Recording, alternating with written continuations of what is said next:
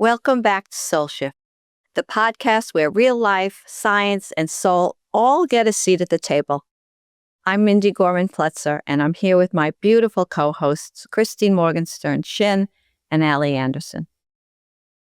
If you're new to Soul Shift, this is a space for people, especially women in midlife, who are navigating big shifts in their bodies, their relationships, their work, and their sense of self. We talk about the moments that change us, the nervous system behind it all, and how to come home to yourself in the middle of it. Today is a really special episode for me personally. We have a returning guest, Amandine Le Roux Hancock, and this conversation is going to be deeply vulnerable and profoundly healing. After hearing me share about my own recovery from decades of disordered eating, Amandine reached out and asked to come back to talk about her own journey through food disorder, lack of self-esteem, and transformation. And just to remind you about how special our guest is, Amandine is an international speaker, frequency shifter, and founder of Harmonic Odyssey, who helps soulful, sensitive audiences release overwhelm and reconnect with their true rhythm through sound, silence, and sacred presence. She's been featured in MSN and LA Weekly for her work in sound healing and mindfulness. She's guided more than 10,000 people through sound healing, meditation, and embodied regulation practices. She's a 500-hour certified meditation teacher and Reiki master, trained in breathwork, yoga, coaching, and sound healing. But today, we're not just talking about her work. We're talking about her path through darkness, through disordered eating, through the moment when everything collapsed, and how she found her way back through listening, through sound, through reconnection with her deepest self. Welcome to Soul Shift, where modern science, ancient wisdom, and real life come alive. Soul Shift is your weekly dose of inspiration and a reminder that meaningful change can be both gentle and powerful. Together, we'll unlock practical tools, share conversations that spark something beautiful, and celebrate every facet of your incredible human experience. Your energy matters, your growth matters, and you matter. Let's shift boldly, joyfully, together. Amandine, welcome back to Soul Shift. Allie, Chris, and I are so honored to hold space for this conversation with you. Thank you so much for this beautiful introduction, Mindy, and for having me again. Yes, it's true that I heard you and I remember our conversation was beautiful the first time. And I felt that it's so important, especially when it comes to food disorder. And I think mostly women usually have that kind of problem, not just us. And we're so in the fog and so feeling hopeless, like there is no way out, that I feel like it's so important to show that there is a way out, to show there is a light at the end of the tunnel and there is a way to cross that difficult time. So thank you for having me and for, creating this space today to have that conversation. Hopefully it will help other people. Oh, it absolutely will. And I just want to acknowledge that I know how much courage this takes. And again, I want to honor that. So I'm going to ask you to begin us off with sharing what helped you begin healing when you felt at your lowest point. I wish that there was a very poetic way to tell you that how I came out of it. The truth of the matter is that it was during my late teen, early 20s that I went through this very challenging period of my life. I think it's lasted 7-8 years of my life. And of course, it was not linear, right? There is wins and we go down and wins and fails. But my first win was I was with a terrible partner and he kept starting fires in my life. And I was in university. I had my exam coming up and all of these fires that he had started, every day there was something major that I needed to deal with. And so I basically got out of my own head and just started to turn off the fires. My best friend attempted a suicide attempt, so I had to take care of her. And yes, we were being kicked out of the apartment because my partner was not paying the rent I didn't know, so we had to deal. When I say major, it was major, and my exams were coming up. So I was very busy. And honestly, one day I was like, wait, I haven't had an episode in like 3 months. I've been so busy taking care of my friend, taking care of my exam, finding a new place to live, telling my parents, no, it's okay. I'm going to quit, being with him. I mean, all of these little things that I forgot. And for me, it was an epiphany a little bit of like, wait, so maybe I don't need to be too frontal to try to figure my way out of it. Maybe by focusing on something else, I could potentially divert and not trying to go frontal, but basically kind of do like water, filter where I can go. And that was my first real revelation. From there, of course, there was moments where I fell back in those episodes, but ultimately it was never as bad as it had been before that moment. Then I started to listen to what I wanted to do. Like, do you want to spend your afternoon do what you used to do? Or do you want to continue to turn off fires? Or do you want to do something positive? And then sound and music at that time became my more mature, healthier escape and started to take more and more space until basically slowly but surely, I continuously changed my environment to a place that was healthier, less inviting me to fall back and more inviting me to something uplifting. Right. We can't get well in the environment that is keeping us sick. And what I discovered also, if I can share with you, is that freedom comes in those moments where we are connected to ourselves and basically we forget to suffer. Right. And when we have purpose and we are connected to that purpose, we are really forgetting to hate ourselves. Yes, because that's what fuels our heart, is when we're doing positive things, we're helping others, we're getting out of our head and with the rest of the world. That's when the magic happens. It feels us. And we're starting to realize, well, I can eat the whole world. It's not going to fill the void in my heart.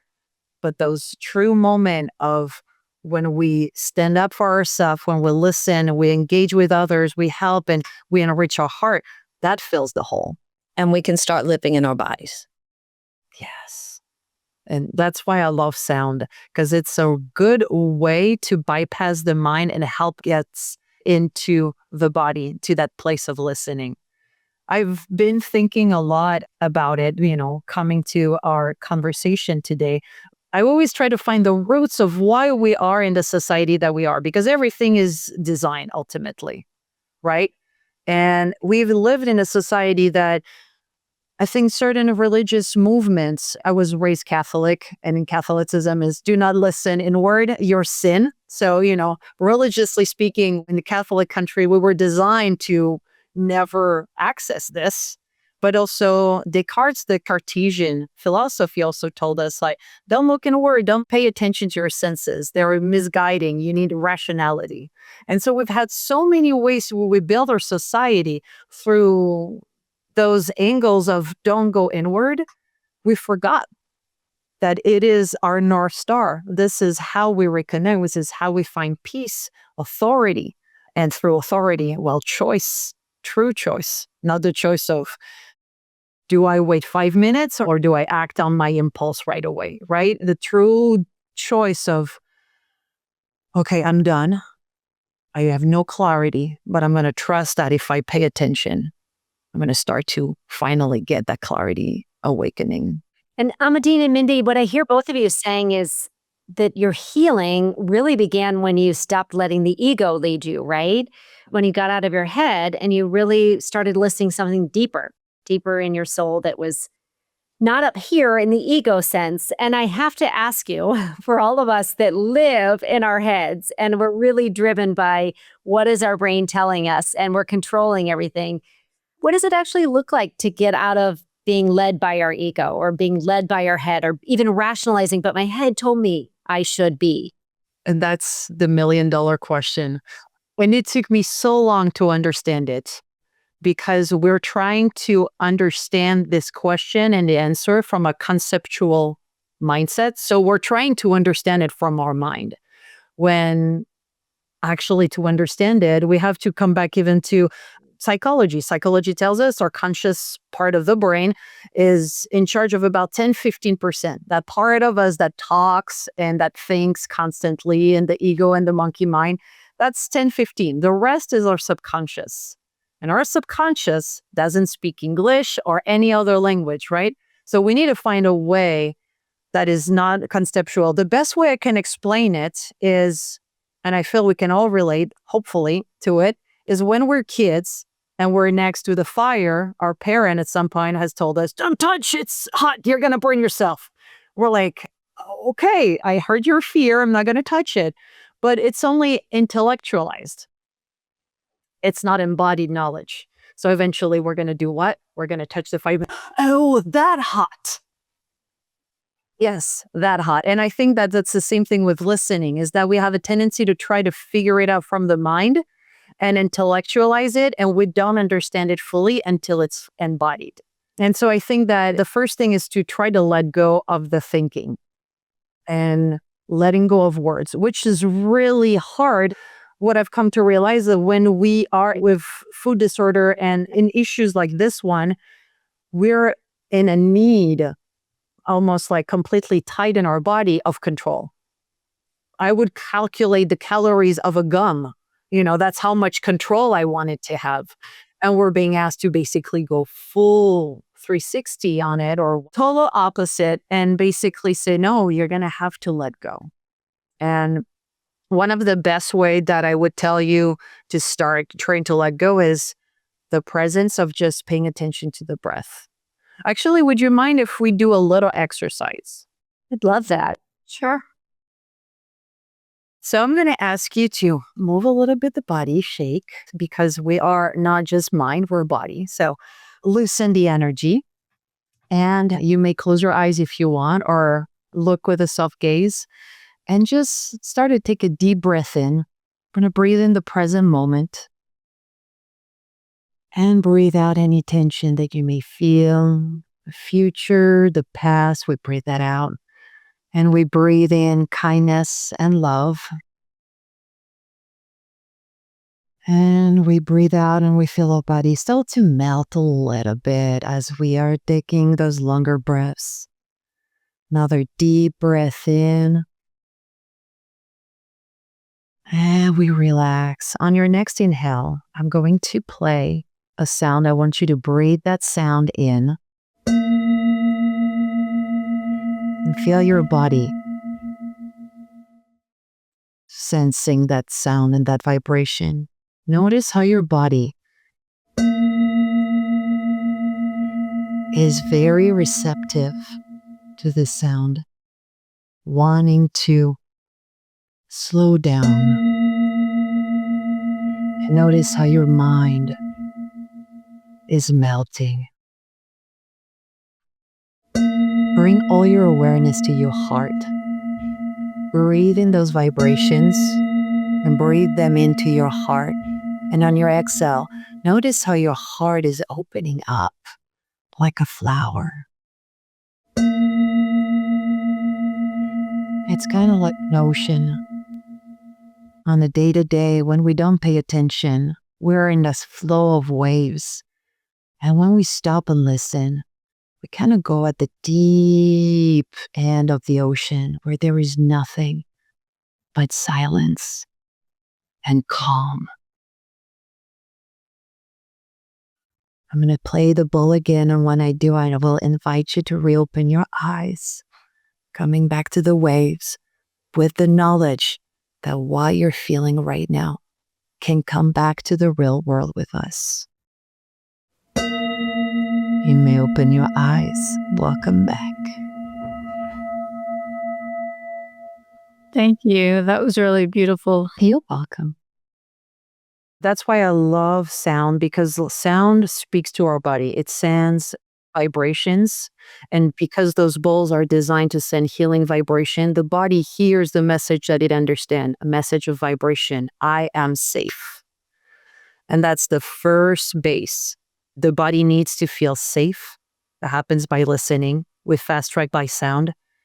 And from there, it's going to start to gently release its grip And the more it releases the grip, the more this nervous system is starting to relax. The more that's when we're going to have those aha moment of that I can trust, not the voice, that cannot be explained with words, right? That definitely took me out of my head into my body. Thank you. I could not have explained it to you better than how you just experienced it, correct? Absolutely.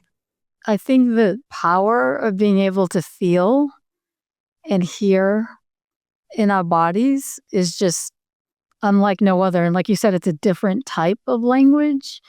And, for some people that are so disconnected, like they're not at that stage yet, maybe they're feeling ashamed or lost, or they might be struggling with disordered eating, like you're talking about, or it could be something else. But the point is, they have that deep sense of darkness and brokenness you're talking about. What would you want them to understand about the possibility of changing and about being able to have that type of opportunity accessible to themselves? And I was in a similar situation. The sound is way over here and I'm way over here, right? I wasn't ready yet. Thank you for that question. It's so important, right? Because the same concept, we're vibrating here when we're in a state of shame. It's the lowest on the emotion pole. Mm-hmm. So we have a tendency to think that we are uniquely broken, that everybody else can work their way out, but us, we're different and we're hopeless. The first thing that I would say is important to hear is that nobody's broken. We're not broken. We're functioning. We're in a world that is more and more unhealthy, faster and faster, pulling us in all direction. And now we have AI, and we keep layering things that are very quickly unhealthy. And so I would always say, if you're not feeling the connecting with this world, it's not because you're broken. I think it's because you're working perfectly. So I would say the first thing is to understand and to sit with that sentence, I am not broken. And from there, understand that there is hope, even if it may not look like it, that there is a path out. And I understand that we want to get better. We're just not seeing it. But the more we're going to sit with ourselves and be in that moment of like, well, maybe not right away with our thought in silence, but maybe with sound to accompany us as we start the process of listening and start the process also of how we see our body, we're going to be able to get out of that state of shame and more in a state of, okay, so this is not just me. I'm in that path with many other people. So what can I do to get out of it? And then listening, using sound, going and engaging with other people, connecting our pains with others helps us really, I think, state and saying words. Our mind need to express those words out, right? So it's like a full thing. It's not just the mind or just the body. It's, I think, finding a way to intertwine them, respecting our body. Eventually, as we get out of that place, is seeing our body no longer as a thing to be ashamed of or dragging our shoe. It has the wrinkles. Oh, it's too fat here. But starting to see as a, hey, I've been doing all of this. Or looking at your hands. I was doing an exercise this morning with one of my classes. Was like, look at your hands. Start to list all the things that you're proud of you've accomplished with these fingers. Maybe like I helped my neighbor move out of their apartment. I wrote a song. I made cookies and it lighted the whole, classroom. Whatever it is, it's just like starting to come from a place of gratitude for all the things that this body has allowed you to do. You're shifting away from the pain, from the shame of like, wait, I'm badass.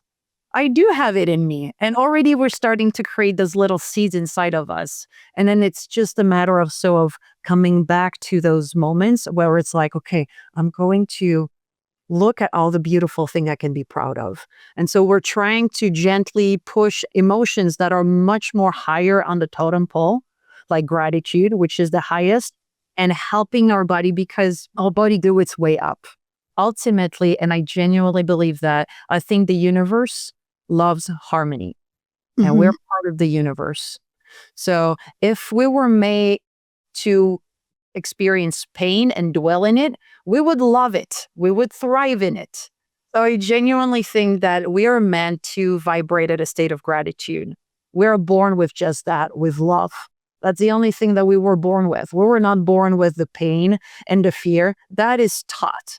So I think that if we trust that the body knows its way, and it does, harmony will come back. We just need to give it the cues and use the tools to fast track the process. And eventually, if we get out of our way, the body will find its way. Absolutely. You not only address how someone can access the possibility of change, but you made us all understand that we're not alone in the process, and it's helpful to connect with others and be able to speak your truth. And I love that you gave us stepping stones. That's really, really helpful. So thank you. Yeah. And going to help others, not with our problems. I've tried that when I was in the problems. And every time I would go and engage with somebody who had the same problem, we would end up giving each other cues on how to improve our sickness. And I was like, okay, this is not good. Being vulnerable with others, yes. And finding paths, okay, how can I help you? And how can you help me? Because ultimately, we want to be helpful. And that builds us up. So whatever helps us build ourselves up and get out of our way, I think, yes, is the way we get out. Now, Amandine, I've heard one of your key takeaways being that no matter how low you feel in your life, that there's always a path away from whatever darkness you might feel like you're in. Mm-hmm. I just want to say thank you, because that was the way you just explained it with the totem pole and gratitude being at the top, I think was a beautiful visualization for all of us that when we are feeling low, there's always a way upward. And thank you for walking us through that. And we don't have to figure it all out, right? All at once. If somebody's listening is like, okay, I have all the list, I'm going to do everything right now. No, we're not in the business of rushing and fusing stress in our healing. All right.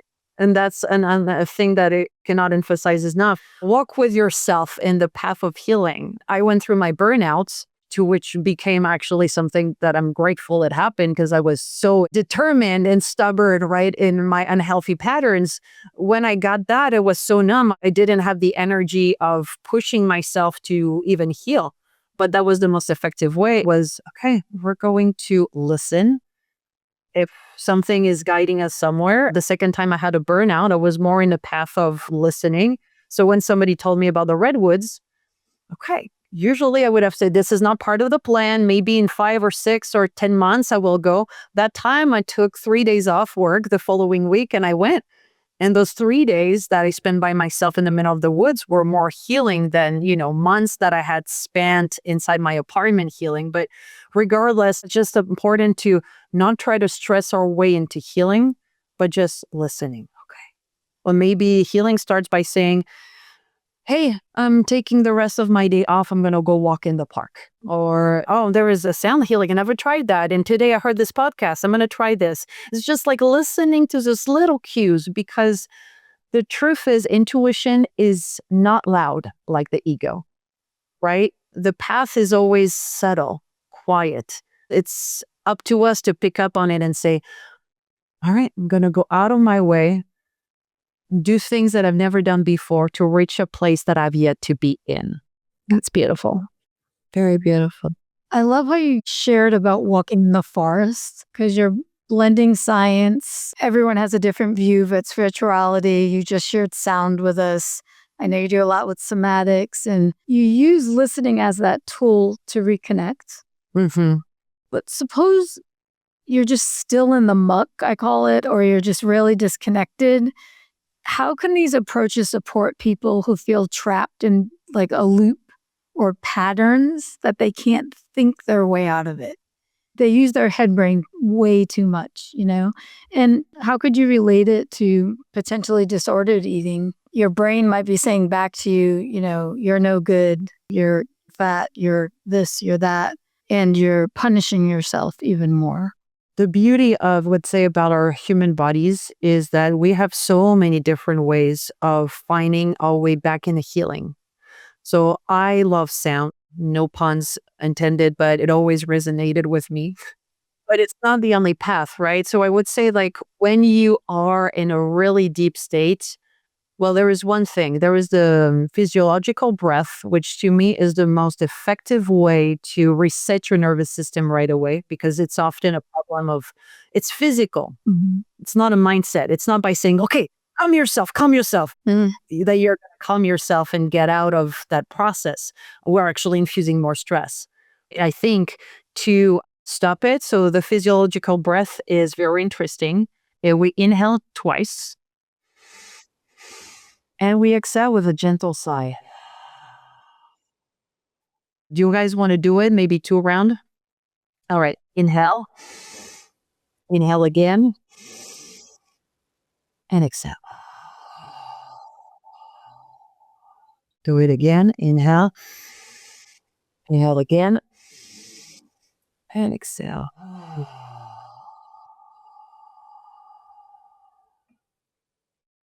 Do that 30 seconds. I can guarantee you will not remember who you are, why you're in the room that you're in, why you started that breath in the first place. It's actually coined by a Stanford study.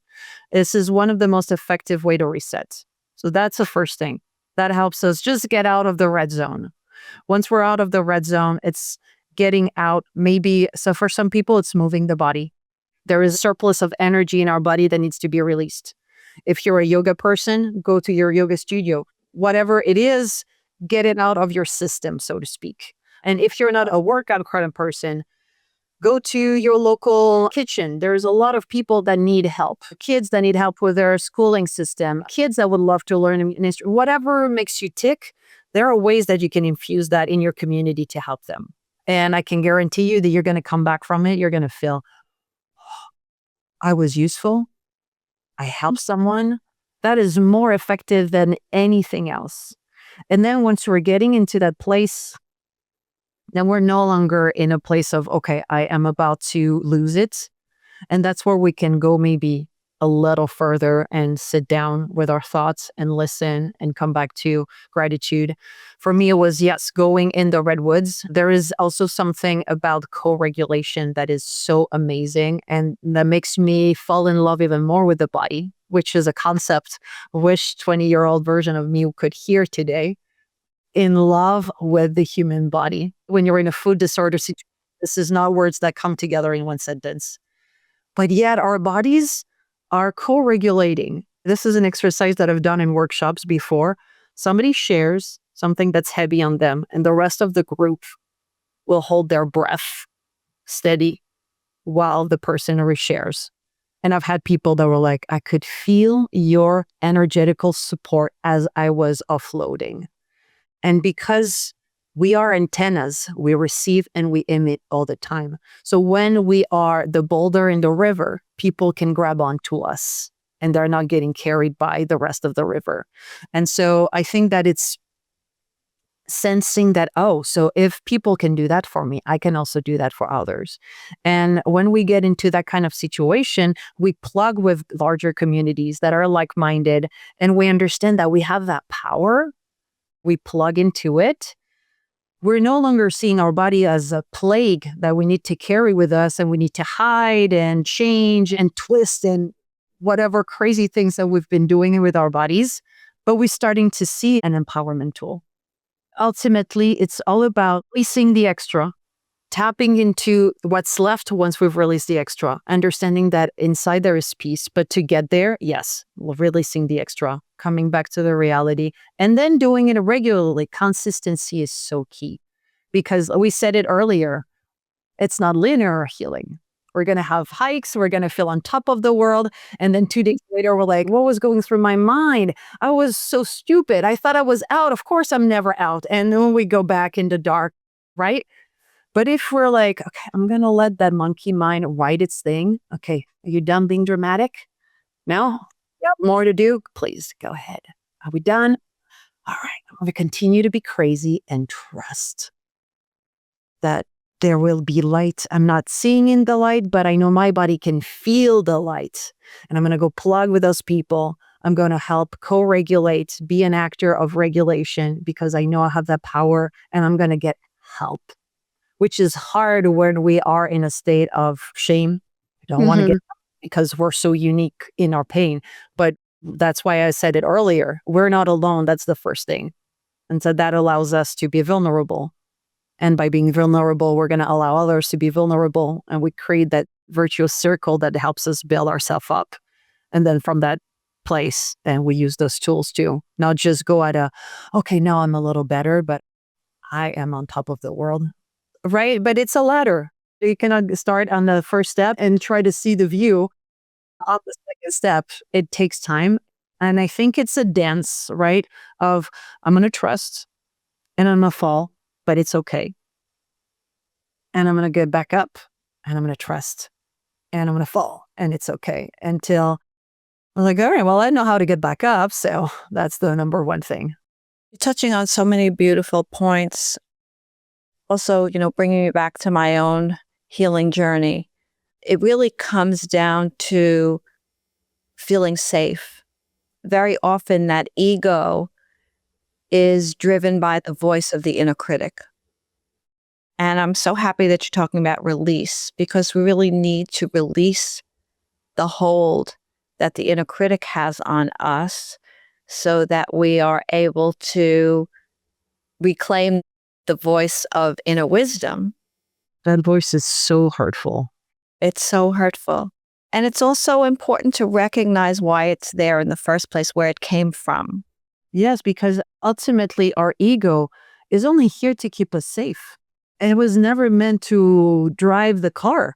It was supposed to be on the back seat, being like, hey, careful with that. Okay, I'll stay quiet. It's kind of like giving a toddler, the wheel and being surprised that there is an accident. Yeah. But unfortunately, in my experience, myself and working with people that are in recovery from various levels and degrees of eating disorders and disordered eating, the definition of safety is very nuanced.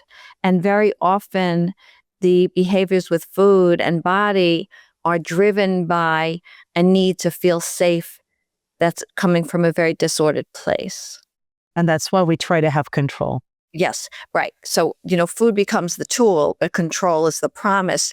But what you're offering, which I think is so valuable, so very valuable, is the opportunity to connect to the part of the body that we can learn will bring us to safety.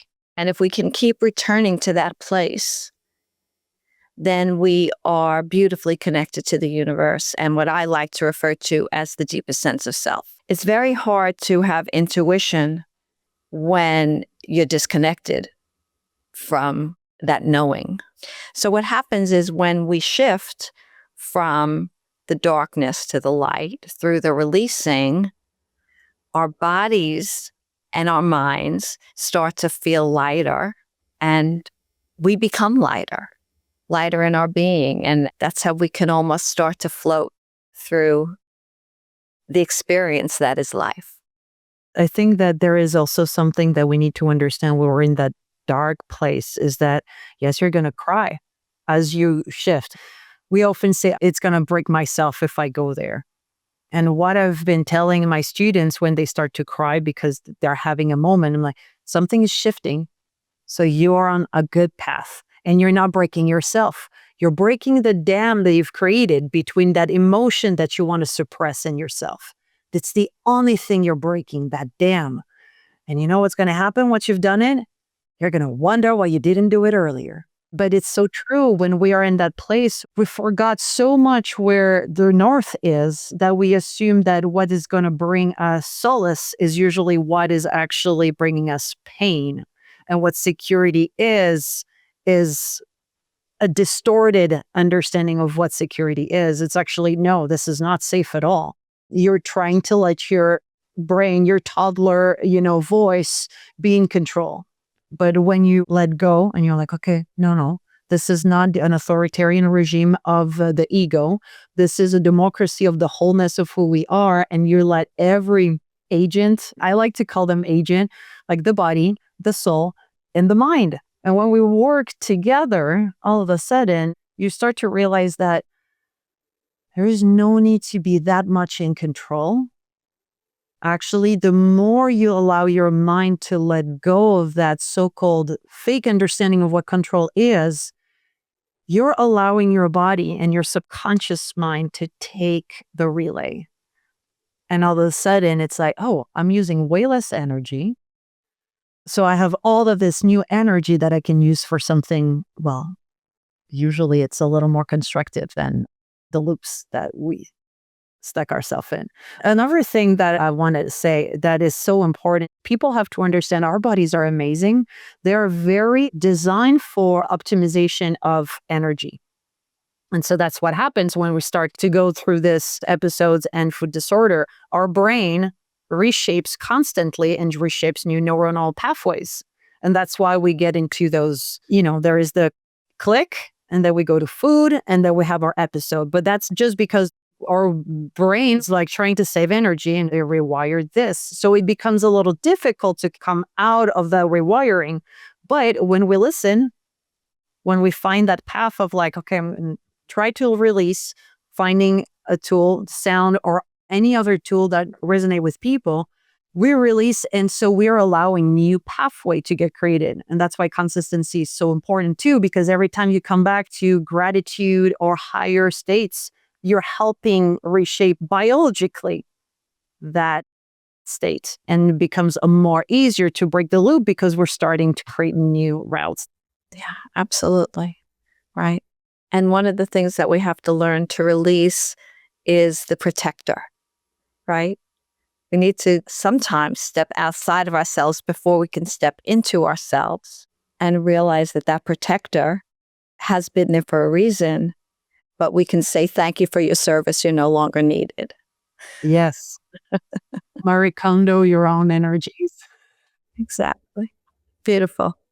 Ladies, this conversation has been amazing and so incredibly moving. And I know for our listeners, they have to be feeling the same thing that we're feeling here in our podcast today. And I want to ask you, Amandine, for those of us that are excited to get out of our head and to feel it more in our body, can you tell us where we can find you online and where we can find your sound reset ritual? Yes, for anybody who is very curious of trying to get out of their ways using sound, I have created the Sound Reset Ritual, and it's about a 23-minute soundscape. There's nothing but sound. So what I invite anybody is come on my website, AmandineLRH.com, or come on Instagram, AmandineLRH is my tag, and DM with me and ask me. I will send you the link. There's nothing for you to do but just be open and present and breathe in the sound. And at the end, I have a journal with some questions that helps you deepen your exploration of the experience you just had. It helps you drive your mind on how to be present and how to listen to what occurred during the experience. So reach out to me on Instagram or come on the website, and I'm here and I will gladly answer any questions that you have. Beautiful. Thank you. Thank you. Amandine, my dear friend, thank you so much for your courage, your vulnerability, and for showing us what's possible when we stop fighting ourselves and start listening. I love that concept of listening. This conversation means so much to me, and I know it will touch so many people who truly need to hear it. And to everyone who's listening, especially those struggling with disordered eating or any pattern that feels impossible to break, please hear this. You are not broken. You are not too much. You are not too old. You are not too far gone. You are enough. And you are well aligned in a very crazy world, but there is a path through. It starts with listening. It starts with gentleness. It starts with coming home to yourself. And as we always say here on Soul Shift, small shifts create big transformations. And sometimes the most powerful shift is simply pausing to listen, pausing to connect to your beautiful, wise, magnificent body. It's your deepest wisdom, and it's the quiet voice beneath the noise. So if this episode touched you, please share it with someone who needs to hear it. Listen to it over and over again if you feel that that's where you are. We're here for you. We see you. We We feel you. And we're so happy you're part of the Soul Shift community. If you're new, welcome. Subscribe wherever you listen to podcasts and join us every week as we explore the moments of change that open us to the possibility of everything that the universe can bless us with. So until next time, keep shifting your mind and igniting your soul. Thank you so very much for being here. Thank you for sharing the sacred time today. We hope something in this conversation touched your heart And offered nourishment for your soul's journey. Remember, transformation is most effortless when it happens one tender shift at a time. Until next week, we invite you to carry one insight from today into your life. Not as a task. Think of it as a superpower to yourself. If something resonated, we'd love to hear from you. If you're joining us on YouTube, feel free to leave us a comment below. Your words ripple outward, offering connection and comfort to others walking this path beside you. If Soul Shift feels like home, please subscribe and consider leaving us a review. Your support will help us reach more hearts that need to hear they're not alone. We're holding you in love, so know you're not alone. Your journey matters. May your heart be filled. And may your path be filled with grace.